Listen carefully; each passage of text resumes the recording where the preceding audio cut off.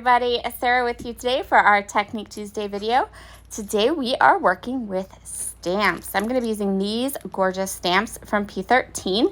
I'm going to create a bit of a background. I have some other products from the Sugar and Spice collection from P13. I have some die cuts, some stickers, and then I'm going to be using this paper, but I'm also going to be using this other one. This is my niece. I have this gorgeous photo of her. I'm going to fussy cut the bottom part of this pattern paper, and I'm also going to fussy cut this floral piece. And then we're going to get to work on our stamping. So I just showed you the collection of stamps that I'm going to be using for the pattern. I'm going to be using chiffon, sparkling berry, and hot tub ink, all from Catherine Pooler, and they match this line really well if you want some coordinating ink colors. P13 stamps are photopolymer, which is what we like. I'm just getting an idea for where I want my stamping to be. I'm going to start with the lightest color ink, which is this chiffon yellow. And what I'm going to do is I'm going to kind of create a diagonal design using all the stamps that I pointed out in this stamp set. The reason I am using the lightest color first is because I want to be able to overlap these stamped images. And the best way to overlap stamped images and to create a pattern is to start with your lightest color and then work up to your darkest color.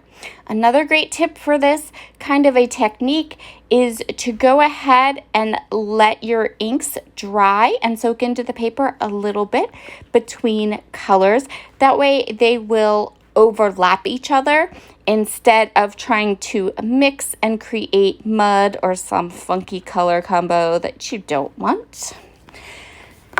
So you can kind of see this is the hot tub color, which will help you to be able to see the pattern a little bit more. So it's very random, letting the colors overlap, letting them the images, not the colors, letting the images overlap, kind of play with each other.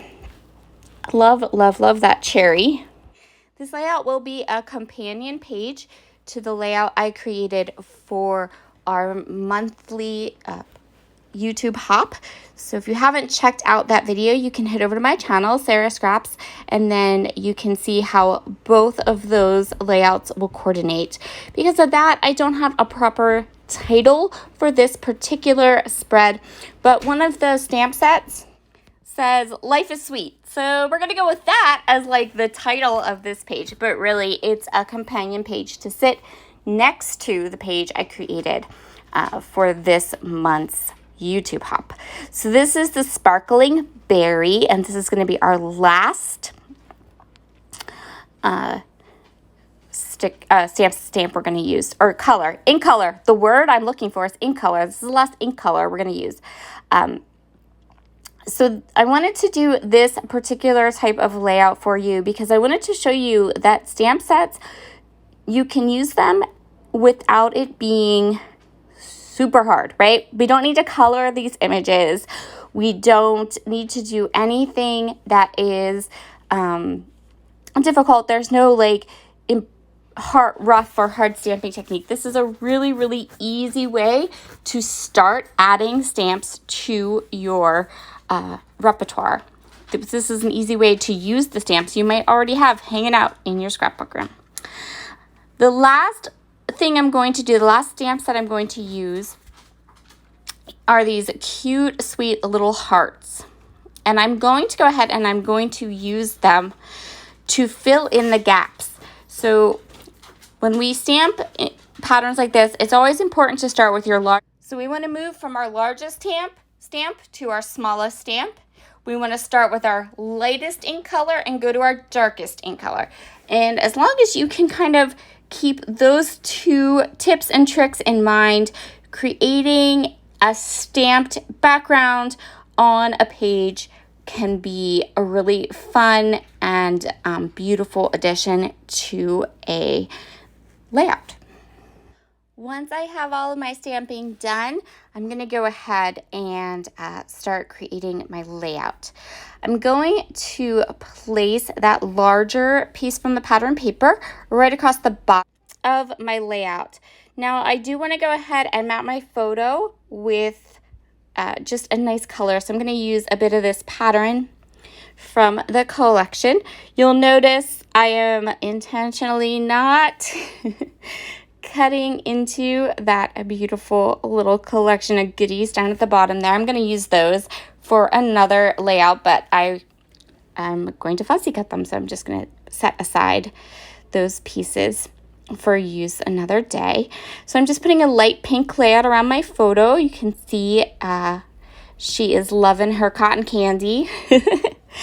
And then what I want to do is I want to start getting an idea for how I want my layout to be set up, what I want, how I want it to be organized. This is my basic idea. So I wanted all that stamping to come up behind the photo and that fussy cut paper. I'm going to add that big cluster up at the top just for balance. And I'm going to tuck my photo in underneath the fussy cut area. I know that I'm going to want to tuck in some more elements behind the fussy cut paper. And so what I'm going to do is I'm going to use a whole bunch of foam tape and I'm going to pop up this entire fussy cut panel. When I put the foam tape down, I was just careful not to put any at the very edges of my fussy cut piece, because that way I had area open space to be able to tuck things underneath. Just trimming off the edge here because nothing is 12 by 12 really in scrapbooking. And I'm going to tuck my photo down underneath. I love that. It's perfect. Before I am 100% finished, I'm going to go through these elements. So these are die cuts from the die cut pack, but they are also some fussy cut elements from one of the papers that I fussy cut myself. I want to make sure that there's no white or stamped pieces showing on my finished layout. I want the stamped background to come up from behind everything else. So I'm just looking for white areas of trapped white space that need to be filled in, and that will help the layout to be more cohesive, and it'll help everything to look like it belongs, and it won't look like very disjointed or anything. So that's why I'm kind of taking a close eye and really looking to see how everything is situated on my layout. I know I want to do that piece at the bottom or at the top, and so I'm going to go ahead and get that into place. And then I'm going to go ahead and grab this donut and kind of tuck things in. I love how that donut looks tucked in. I also love how that reinforces the donuts that are in the stamped image.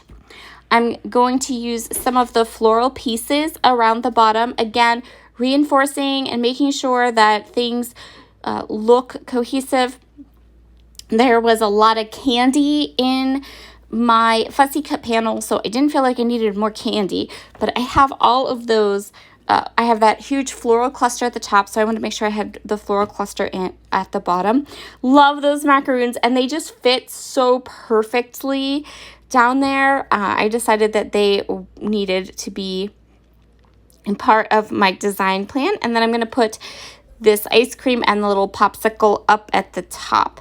So once I kind of had these elements together, once I knew where I wanted everything to go, I can start to go ahead and just adhere all of these different pieces down. And then I'm going to grab just a little bit more of this foam tape. I'm going to pop up the macaroons that I have kind of in front of that little candy cart, and then I'm also going to pop up one of so I have the chocolate ice cream bar and the popsicle up at the top. I'm going to pop up the popsicle for just a bit more lift and a bit more dimension.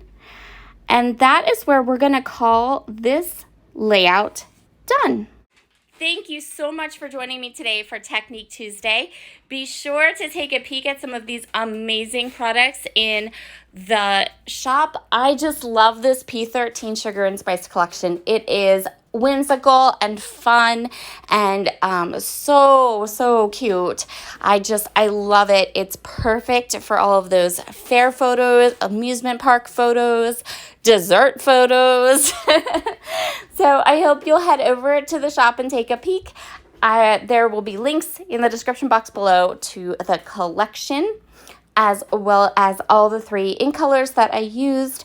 I'm kind of looking through my stash now, but ultimately I'm going to settle on some sequins from my stash, and I'm going to just go ahead and sprinkle those around the bottom of the layout and also the top. You see here, I'm still kind of looking through my sequins to find just the right mix. And in the end, these kind of cotton candy pink ones were a perfect match. I will talk to you all again very soon. Have a wonderful day. Bye.